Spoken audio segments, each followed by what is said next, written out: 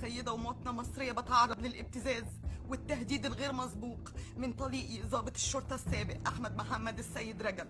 احنا بيتم تشويه سمعتنا بشكل غير مسبوق، بيتم اغتيال ولادي معنويا ونفسيا ومستقبليا بشكل غير مسبوق بسبب ان طليقي وابو ابنائي على علاقة بناس من جماعات الإخوان المسلمين، وبيبث دلوقتي حالا لايفات وحاجات خاصة بحياتي الشخصية وبحياة أبنائي الشخصية على منصته.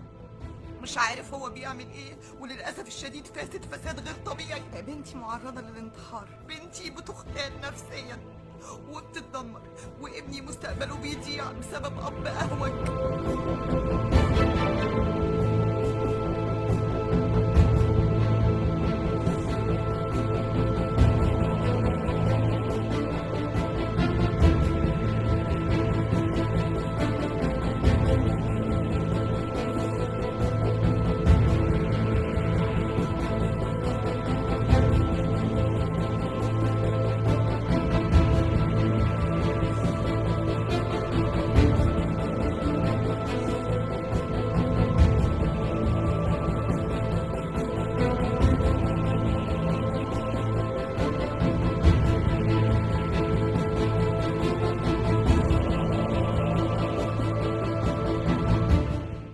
طول عمري ماشية بمبادئ وقيم.